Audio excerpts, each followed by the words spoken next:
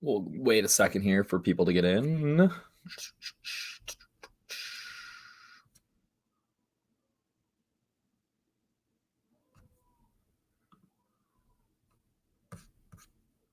Well, I'm going to get started because I have to get going here.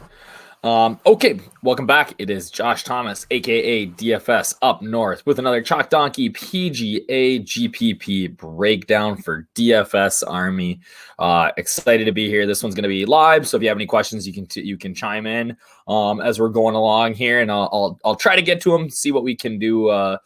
And help you guys out with your PGA lineups this week. We are at the Sony Open this week in Hawaii. Our boy Taco is on the ground, ready to roll there, giving us some insight into the course and really the weather, which I think is going to be a key factor this week. I don't know that we're going to be able to really take advantage of like a wave stack or deal with it that way, but just good to know that what the wind looks like, what the course looks like, how it's affecting it, and things like that. And I think what it's really going to play a role, it might not necessarily be in 4-day, but getting updates from Taco on for Showdown. I think there's really something to be said if you've never been to a PGA Tour event to go. Just from DFS perspective, I think it plays a big role, and it can really help you out with your DFS lineups. I remember a couple years ago at the Bridgestone, we were already on Kyle Stanley a little bit, but I remember Taco going and being like, man, Stanley looks great, right? And just seeing it with your own eyes sometimes can make a pretty big difference. So what we're going to do here today is I'm going to get into the PowerPoint. We'll kind of break down the course a little bit, and then I'm going to go through and actually show you guys how to set the RS up to really benefit you and to manipulate it and things like that, because I think that it's something that it's this unbelievable, incredible tool that no other site has, but I think that sometimes we're not using it as well as we probably could. So get to it here. We are at YLI Country Club in Honolulu, par 70, 7,015 yards. Bermuda is very popular. We played Bermuda last week, but this week we are on Poa annua, which is also a pretty popular coastal grass. Issue with Poa annua, right, is that if the sun comes out in the afternoon, it's going to get bumpy, right? Winter rye in the fairways and rough. Seth Rayner designed course. I have these slides in the wrong order. Recap of last week, right? So we'll come back to YLI here in a second. Boys, we crushed last week, right? Couple of guys using the optimal to take down $8,645.45. No collusion here, right? Just using our DS optimizer. J-Man even said that, hey, he's like, I just locked in a couple of guys and ran it, and he still came up with the optimal. So, another $2,000 win down there, like tons of guys winning the dollar contest, things like that. Very pleased to see us have a great start to the year here. Always nice to get that first one out of the way. And now we're excited to get into a full field event, right? Like I think those small field events, sometimes luck can play a little bit of a role. And I think that these full, 144, 156 golfer fields are where we really make our bread and butter here at DFS Army, between myself and Taco and our abilities to break down the field and find you guys those low-owned gems or those GPP pivot plays that nobody else is on to help us take down a few more of these. We just had a $100,000 win in NBA the other night. We've had a $100,000 win in DFS Army here before for PGA. Boy, oyster, dude. So I'm looking forward to seeing a few more of those coming up. So it was a great week. So back again, YLI, right? It's par 70, 7,000 yards is not very long, right? But we do see a ton of scoring here, right? Last year's winner, Kuchar, minus 22, Kazire, 24, Thomas, 27. Haven't had a winner under or higher, I guess, than minus 20 in a very, very long time. So there are birdies to be had here. We've had a bunch of guys shoot 60 here in the last couple of years. So at a par 70, we're talking 10 under. That's in play, right? With Showdown, you get a guy that shoots 10 under, you're automatically in the money in the running for a GPP bank. So finding those guys are going to be key here. We look at kind of how the course is set up, right? 7,015, it's a par 70. So what's that mean? That means we only get 2 par 5s, right? And they both end the sides, right? So on number 9 and number 18, we get par 5s. I really think that this is going to play a role in the cut line. We're going to see somebody come in and make an eagle here and make the cut. We're going to see somebody come in and make a birdie and maybe miss the cut because they needed 2, right? So I think we might see that cut line number sway a bunch with how these guys finish. So it's 4 par 3s, but then what do you got? A ton of 12 par 4s, right? We want par 4 specialists here. So guys like Sebastian Munoz, a lot of these kind of shorter hitters tend to be par 5 specialists, right? Guys like Brian Gay, Brian Stewart, things like that. That's the other thing about this course is that the distance here really doesn't matter. It's not we don't take it into account as much as some other courses, like last week, right? Some of these shorter hitters, they actually get an expected strokes gained here because they're not at such a disadvantage because of how short they hit it. Again, average score a little bit under or 1 under par. It makes it about the 11th easiest course on tour. Tons of eagles here. We have two par 5s, but our eagle percentage is super high, right? Second highest eagle versus average on tour. So birdie rate high, right? Bogey rate very low. We're not going to get a lot of bogeys here. And with that 70. You do get the full all 470 bonus. So I think that'll play a role here this week. Again, if you play on DraftKings, you get a bonus points for having all 4 of your rounds under 70. You just need to break par every day, right? So I think that those bonus points will play a role, and you need your guys to be under par every single day. If we look hole by hole here, you can see that, the easiest holes are clearly these par 5s, right? Both par 5s play more than a half stroke under par. Number 9 plays almost, 3/4 of a stroke under par. You need to make hay on those holes. At minimum, you need your guys coming through with a birdie, right? So that's an angle that we can look at here and say, okay, maybe, so-and-so is not a great fit because he's not a great par 3 player or whatever. He's a mediocre par 4 player, but man, he smashes these short par 5s, right? You can really, think about it. You shoot it, 3 under, you go 3 under both days on those holes. You're probably making the cut. That's 6 under total. Even if you go 2 under both days on those holes, you're in good shape. So you can really make a lot of ground up on those par 5s. You look, starting on the front, there's not a lot of birdie opportunities, right? Everything's playing pretty close to par. Then as you make the turn, that's when we get some of these more birdie opportunities. And as you finish, right, you get 3 holes in a row that play under par, then a par 3 that's right around par, and then 18 that par 5 that you playing half a stroke under par. So you can really kind of get on a roll here towards the end of your round. Maybe that's an area where we see some streaks, right? Streaks are definitely big in golf. Par percentage pretty even, right? We're not seeing a ton of bogey percentage here. A couple that are, looks like 13 is going to play pretty difficult at 488. Average finish by season long stat as this kind of goes over. It's actually, we can't see. This is something that you pull out of the DS. I cut and pasted it wrong, but this will be driving accuracy. Driving distance is actually negatively correlated, right? Over here, we got strong putting. So this is something that we'll look at here in a second in the RS. Fairway strokes per round, right? Lots of fairway strokes. We're not playing out of the rough a ton, average of 3 strokes a round in the rough, which is below average. You kind of look at putts, right? A lot of putts here. I don't think I pulled this. Oh, yep, there we go. This is stuff that we're going to look at in the RS. This is stuff from last week. All right, time to go look at the RS. Let me pull here. Let me remove this. You can see me. Stop screen. I'm not all fancy like Geek with his two screens. So let me pull this up here. All right, we're going to show you from the start how to get in, make a copy of the RS, which I think is something that is huge. So let's go here. PGA, that'll open up the main thing here. Let's go to Research Station. Okay. So that you'll bring up this page, right? This is not a very user-friendly page, okay? So you need to open this thing up in Google Sheets, okay? So we'll click here. So if you've never done this before, this is definitely something that you absolutely want to do, Okay. You can stay here. Obviously, it's a little bit more user friendly as we go. And you got all your tabs and stuff on the bottom, but I want to be able to sort this data. There's 144 golfers here. I don't want to be scrolling up and down the whole time, right? And looking for things like, oh yeah, who's got a good made cut percentage? Who's, so what you need to do is you are going to go into here. Okay. You see how this says view only. All right. The reason it says view only is because Taco doesn't want you to mess up his data, right? He would let you guys, if it didn't mess up all his data, he wouldn't have a problem with it, obviously, but we've got to make a copy so that we're not messing things up. So what you do is you click on file. All right. This is super easy. You go to make a copy,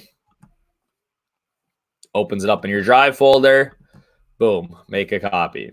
Okay. The other way you can do it is you can go to download. You can download this thing as a Microsoft Excel document if you have Microsoft Excel on your computer. You can do it like that. The other cool thing you can do is you can make this available offline, right? So if you're going somewhere, you're going to be in a car, whatever, you can make it available offline and you can view it there as well. Same thing for your copy. It's all sortable, things like that. So I'm going to make sure we're sharing the right screen now. All right, share screen, Chrome tab. All right, so I'll pull this open into our copy of the research station here. Let this load up. So now if you can see, we've got all these little columns here that let you sort each thing. All right. So I'm literally going to go through and talk about like exactly how I use the research station every single week to come up with my cheat sheet, to come up with my plays, and just kind of talk you through like how I go from the beginning to really see where we're at. So the first thing I do, obviously, is I want to see the salaries. I know maybe somebody opens up DraftKings and looks at their app or whatever. But I take a look here at salaries. I always kind of look. You have an idea. I always in my head, just because I've been playing so long, I can say, okay, this person's a great value on FanDuel. Things sometimes don't match up, so I always kind of look for that.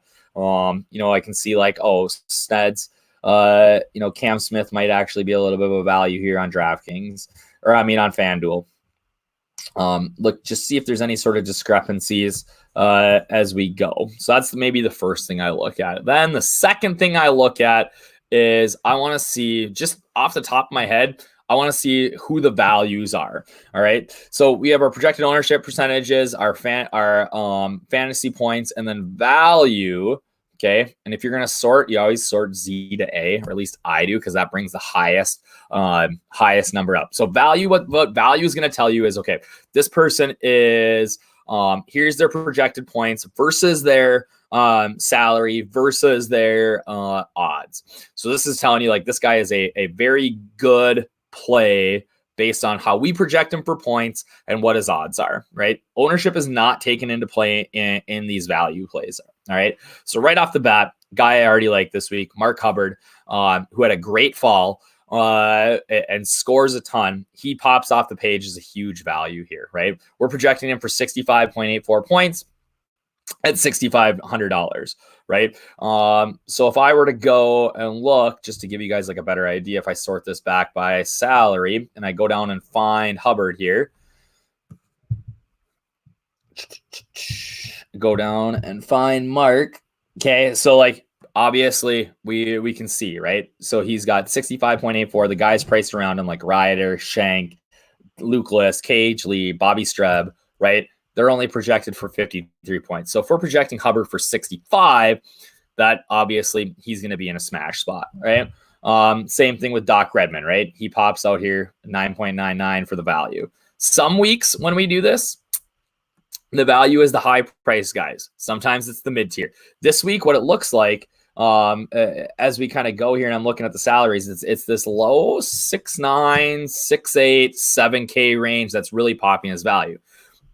I think partially what the reason for that is that we have, this week, or this is like our first big spring event. And DK is not valuing these new guys out on tour like a Harry Higgs, even like a Lanto Griffin who's played well, Zhang. These fall swing guys that really played well in the fall, they're not valuing them enough here going forward. A Bo Howe, even like a Kyle Stanley who's got great history here, pops as a good value at 7K. Like odds wise, where he's at 94, like he could be a little bit higher, right?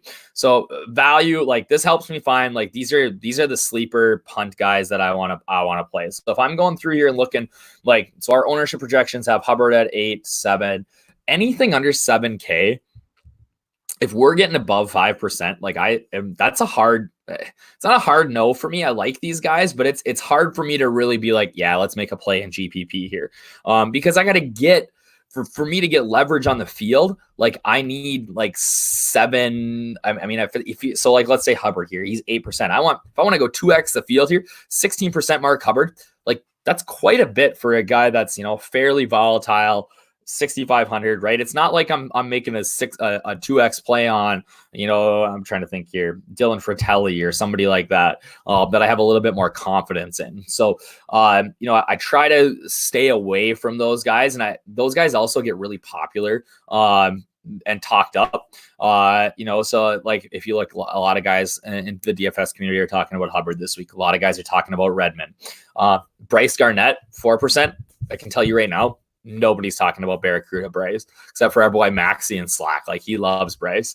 But Bryce Garnett, great iron player, had a pretty good fall swing, 33rd here last year. He's got 2 bad missed cuts here, but I'm definitely interested in Bryce Garnett. That's a guy that I don't have on my list right now, that when I ran the DS yesterday, after I kind of finished my cheat sheet, or this morning when I was looking at stuff, and I thought, man, Bryce Garnett keeps popping here. So he's a guy that I'm adding my sheet tonight. So Bryce Garnett, DJ Trahan, 7%, 137. I don't know, like not sold. Harry Higgs is a guy I really like. That I'm fine going, 12%, 15% on a Harry Higgs. Guy scores like crazy. Had a great fall, second place, 33rd, 35, as you can see here. So value tab, something I look at all the time. I don't necessarily look at the fantasy point projection per se, every week. Obviously, if we sort this, it's going to tell you basically that the high price guys are going to score the most points, right? JT is going to be the highest. What I will look for here is maybe if somebody pops as like a value, like, oh, somebody's going to score, maybe 75, while everybody around them is 70, but it looks pretty, yeah, let's see. JT Poston's a guy who would pop there. Brant Snedeker is a guy who would pop. Charles Howell, right? Some of these guys, man, I love CH3 this week. Like he's lock and load for me. So that's the other thing I look at. Obviously, we have course history here. I don't sort by course history here, but you can always look and see, right? Like, that like all this green, CH3, great play. Kuchar, all this green, great play, right? Maybe there's a guy, you look at like Fabian Gomez, he's got, all this orange and then all of a sudden popped up out of nowhere and won, right? A guy like Troy Merritt. There's courses that we really like Troy Merritt on. This clearly is not going to be one of them. So, I look at there, I look at recent form, just see who's been playing well, right? If there's anybody that really kind of pops, or maybe, I follow enough golf that I know, and we do this, for a living, not a living, but like, as a side job, I know what's going on. But if you don't, right, this will tell you all the recent PGA form. The other thing that you can go to is the official World Golf website that we'll look at here in a second when I talk about Alex Noren. Some of these Euro guys, you want to see what they've been doing. Some of these guys that come over from Asia, the official World Golf ranking site, owgr.com, has everything in there, every event that they've played going back 100 years, right? So that's a good thing to look at. Fantasy scoring stats. So I don't personally use this tab. What I do is I'll go over and look at the fantasy scoring tab down here, but we'll talk about that in a second. Recent and long-term form. Okay, now we're going to get into that here as we kind of slide over. Okay, we got made cut percentage, driving distance, driving accuracy, greens and reg, birdies a better gain, fantasy points gain, double bogey or worse percentage, right? So recent form is going to be your last 15 events. Okay. It gets a little wonky here at this time of year because, 15 events for like a Justin Thomas who barely plays over the fall. I mean, we're going all the way back to maybe even like the US Open, right? Oh, the other thing that you guys can do if you actually wanted to count that out, this little button right here, we only go back to, what do we got? I'm trying to think here. What's the GB? Sanderson Farms, and then something from last fall. But this will kick back all the way back to like last year's Waste Management, or Pebble Beach or Farmers Open. So almost an entire year of statistics. So like for JT, right? Recent form, 15 events, 1, 2, 3, 4, 5, 6, 7, 8, 9, 10, 11, 12, 13, 14, 15. 15 events for him goes back all the way to the Honda Classic. Whereas you get a guy that plays a ton, like where's our boy Sung Jae, right? 1, 2, 3, 4, 5, 6, 7, 8, 9, 10, 11, 12, 13, 14, 15 goes all the way to the Canadian Open. That's like a 2-month time difference, right? For guys that have played, a ton versus guys that don't play a lot, right? So you got to take it with a little bit of a grain of salt, but you can sort all these. For me, I always want to look at recent made cut percentage, and then I can see, I'll open this up and see, okay, right? Couple of guys with 100% in their last 15. So Reed, Morikawa, like I talked about in my sheet, Morikawa hasn't missed a cut in his career yet. Lanto, my boy, right? Really playing good golf, 100%. And then you just kind of look and see, like over here, is there, I'll slide this over too so I can get it right next to the names. But CH3, Brant Snedeker, anybody that's popping here that's making a ton of cuts, Zhang, right? Hubbard, Haug, guys that don't play a ton or that are kind of new, that, hey, maybe these guys are a little bit more consistent than what we've seen in the past. The also, when you have the long-term form next to it, right? That's the last calendar year. So the last 365 days. Long-term form, you look for any discrepancies, right? Putnam, recent form, pretty good, right? He's made a bunch of cuts here in a row, but his long-term, right, not so great. He had a tough swing here around the middle of the year last year. So long-term's not great, but recently he's been playing better. And if his long-term's not great, what we could see is that that might be affecting some of his other stats later back here. So we can look at that. This week, I'm not worried about driving distance. I'm not super worried about driving accuracy. Greens and reg is something that you can look at. Basically going to tell you who's a good iron player. But birdies are better gained is definitely something I want to look at, right? So birdies are better gained. Okay, this part annoys me too, right? So I'm scrolled all the way over, right? So one thing that you can do if I want to see, because I want to see this birdies are better gained thing right next to their names, okay? So that I can see, all right, who's really, who's making birdies here. So what you can do is highlight all of these, click insert, 30 columns right. Boom. Now I just enter a bunch of blank columns here. And what I can do is now I can slide it all the way over, right? So if I get my birdies are better gained right next to their names, it just makes it a little bit easier to read. Okay. So obviously JT is going to be number 1. Lanto, Ryuka Hoshino really pops here. Well, what's the issue? We look over here, only 2 events, 4 shot length rounds. So, I mean, maybe the guy's a great play, but he really hasn't done much. Sung Jae, guy makes tons of birdies. Webb, Patrick, Alex Noren, recently making a ton of birdies. Definitely a pivot guy that I like this week. Morikawa, Zhang, not a ton of sample size. Kirk, a little bit better sample size, right? Danny Berger, guy that I've talked about. A lot of guys in the industry are talking about Berger making a comeback here. Sure, I don't mind it. But definitely looking at birdies are better gained. Fantasy points gained, all right? So what this is telling us is how many points are they gaining on the field? And it's determined by, like, Taco redoes this every week. It's not just like an average field. It's who's actually in this field. So it's going to change week to week, right? And we gain fantasy points by doing what? Birdie streaks. Just birdies, eagles, pars, no bogeys, right? So how many points are you gaining on the field? So recent form, right? We got Lanto, Justin, Webb, Sebastian, Sung Jae. There's Hubbard again, right? Colin Morikawa, Henley, Shelton. I definitely think this is interesting to look at, like a guy like Lanto, right? Again, Probably why he's a core play for me this week. So that's another thing that I look at. Field rank. All right, what this tells us is we're just going to look at Lanto here. Over Lanto's last 8 events, he's beaten 77% of the field on average. If it was 100%, that would tell us that he's won every event. All right, it's a pretty solid field rank, right? Last 15, 84. Last 25, 84.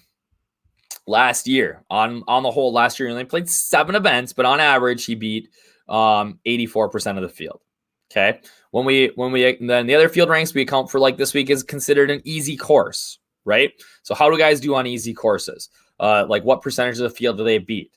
That's something that I want to look at, right? JT, ridiculous 96%. Now, this little number right here is going to tell us the sample size, right? But that's huge, 96%.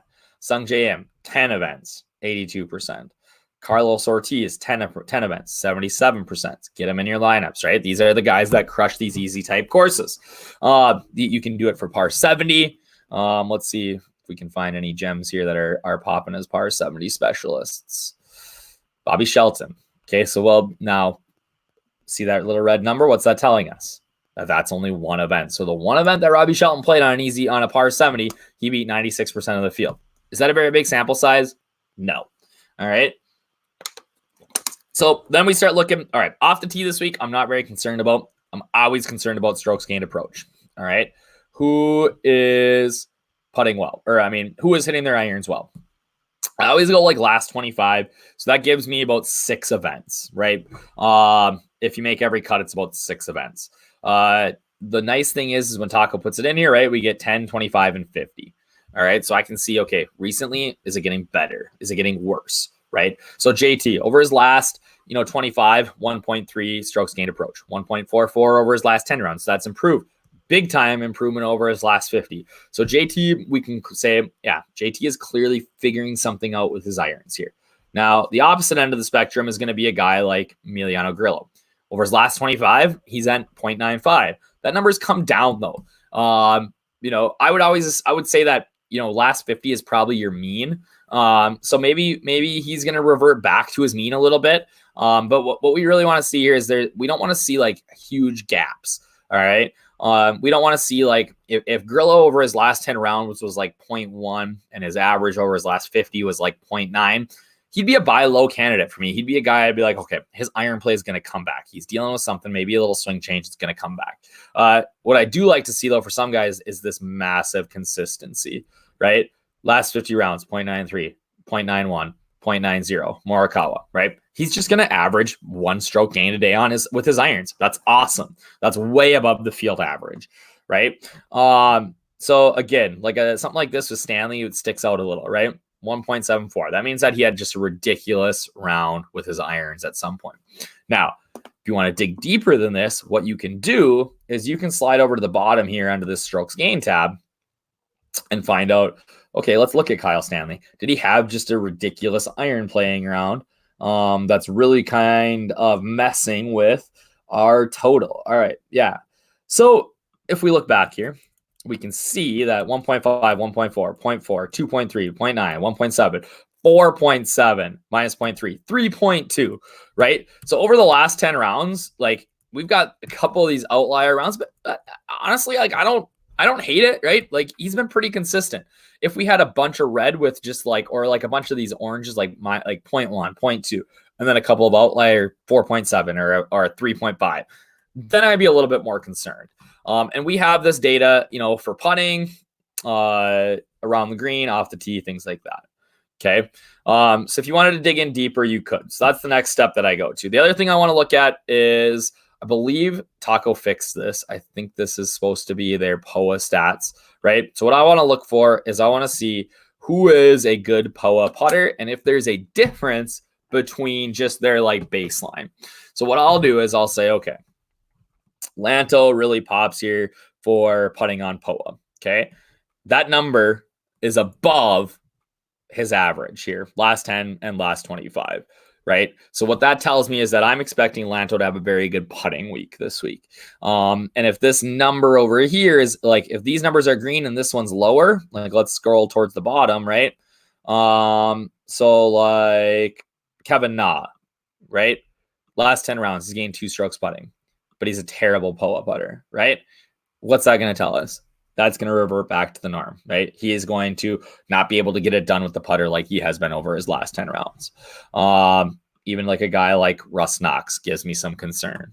But even just the opposite, like Ryan Armour, really been struggling with the putter lately. Should get some revert back to the norm here and be a little bit better this week, right? So that's how I kind of look at this main page of the RS. The FanDuel sheet, exactly the same. All right. If we click over here, the values and the fantasy points are going to be a little bit different, but essentially it's the same sheet. All right. If you don't know what anything means, Taco's got it all written for you here in the key. Like, look at this. Tells you what each tab is, right? This tab shows you a plethora of tournament stats for every full field cut event on the PGA Tour. All right. Like we talked about the strokes gained. Showdown tools. This is a story for another day. Fantasy scoring, though. All right. This is something that I use this page a ton. All right.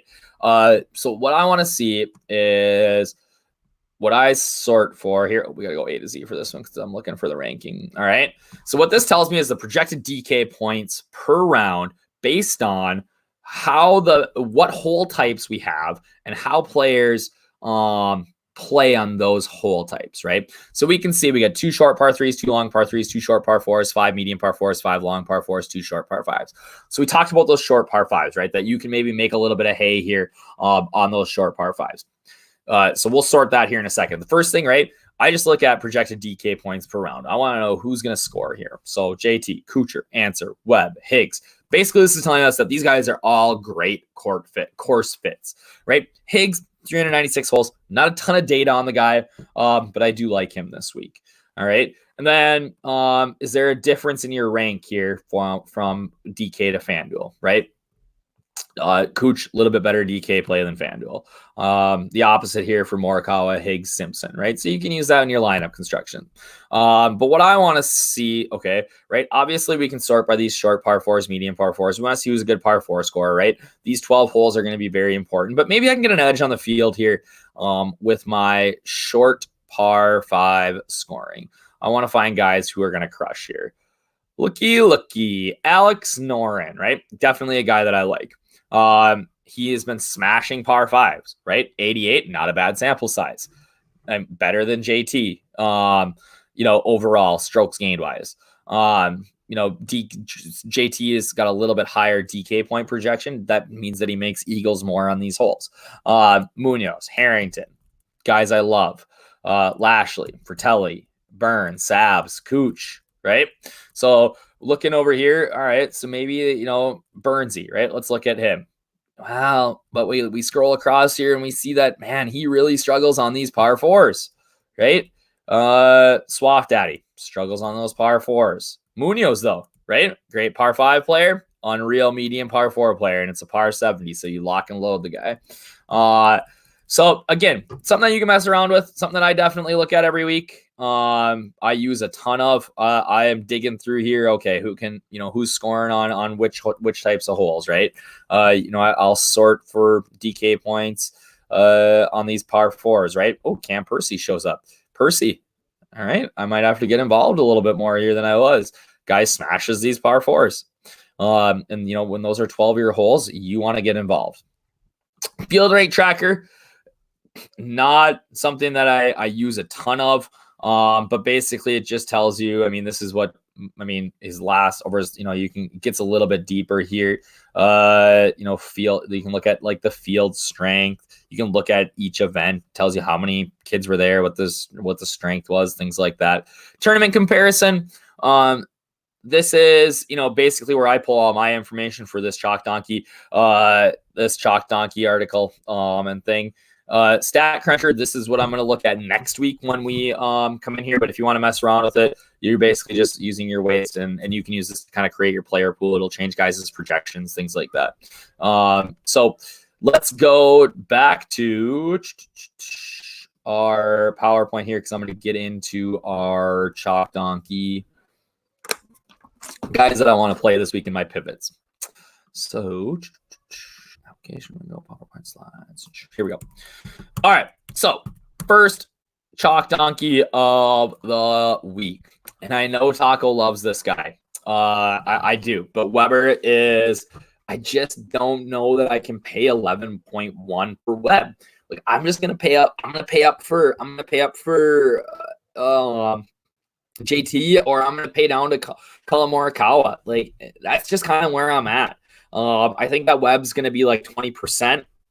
I think that, which is pretty chalky. I think that what's going to happen here is that today, what we typically see is that Wednesdays are the day when like people put out all their ownership projections. So I'm seeing stuff on Twitter, guys are putting it out, things like that.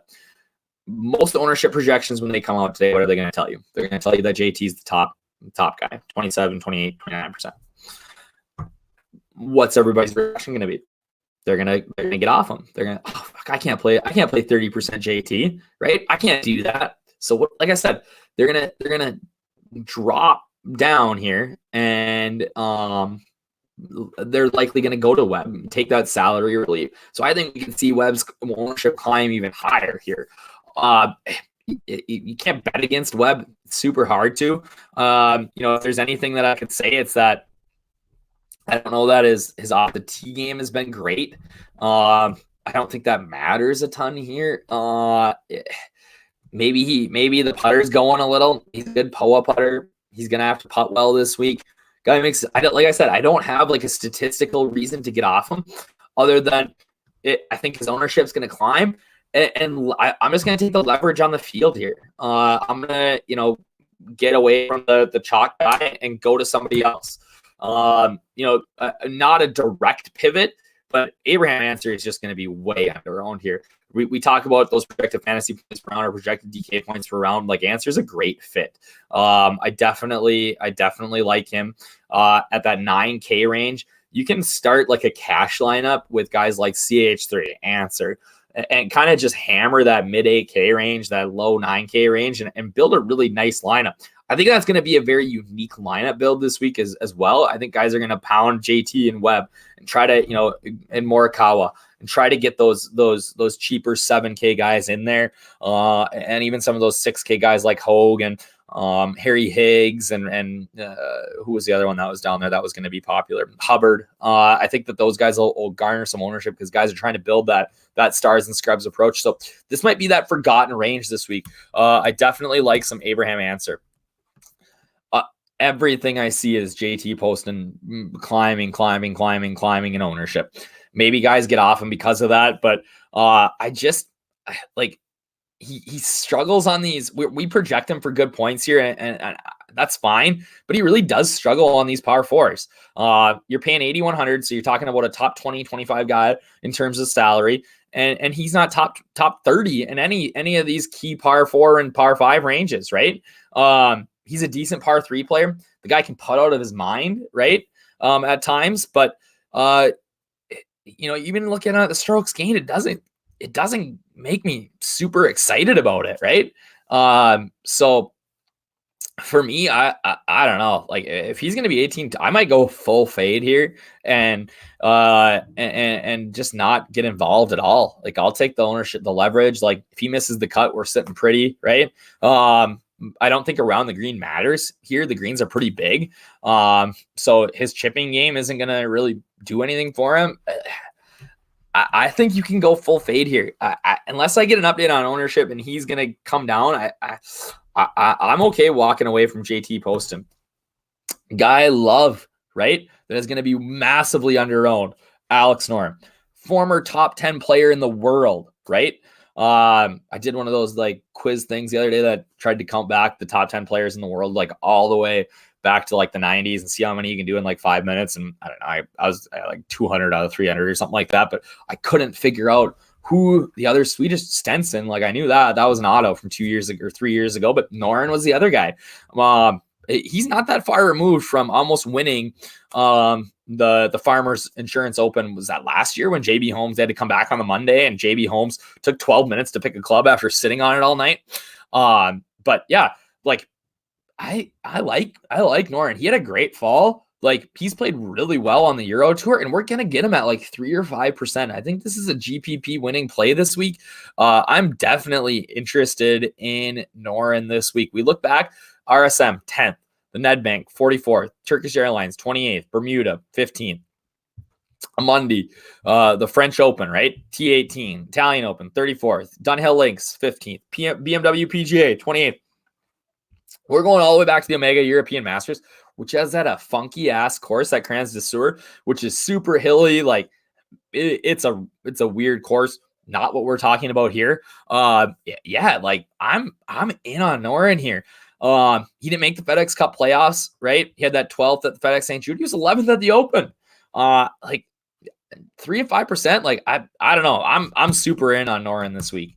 Talking about our punt values, love Stewart at 79. I guess punt value we're looking for below 7.5K. Bond Taylor, not great history here, but the guy's super consistent. Ryan Armour, great history here. Really been struggling with the putter. I think Armour's cash viable. Love the guy. He had a streak this year for fairways hit that was just insane. Kyle Stanley, talked about him, right? I like him a lot. Higgsy, Hubbard, Harrington crushes those par fives. Hank Lebiota, I think, is a super low-owned pivot. The guy's played well in Hawaii over the years. Definitely like him. Boho, another guy I like as a punt. I really think that, like, for me, if you look at my core, right, like I'm obviously playing Sung Jae, I'm obviously playing Colin Morikawa. My core every week, I know Taco just kind of puts in his favorite 4 plays, which is awesome, right? So what I do is I try to build in 4 guys that you can build a lineup around. So for me, that's what I'm trying to do for you. Like you can build, you can take 2, you can take 3. I don't care, right? Like whatever works. If you want to take all 4 and then plug in 2 more guys, I try to give you some leeway, at least with salary. You can drop down, you can go up. You can just hammer that 7. I think this week it's 7.25K, right? You can just hammer that range for your next 2 guys. That's what I try. I try to help you guys with your lineup construction there and say, okay, this is like, if I was going to build my GPP lineup, these are the core 4 guys that I'm going to get in, and then maybe I can get funky from there. So that's kind of where I'm at. Again, daily content. We'll have showdown stuff for you guys all week. I'm not. We'll have round 1's up right now. We'll have round 2 later in the week. I hope this was helpful for you, or tomorrow. I hope this was helpful for you guys. I hope this helped you guys look at the RS and say, okay, I feel a little bit more comfortable with it now. I understand. I'll be in Slack later tonight. I got to run right now, but I'll be in Slack later tonight answering questions. Hit me up. Again, we got time tomorrow. Locks not till a little bit later. So in the morning, if you're still building lineups, that's fine. Again, I'm looking forward to another good week, and hopefully we can get another 10K, 20, 30, 50, 100K winner here. So good luck this week, guys. Hope this was helpful. Have a great week.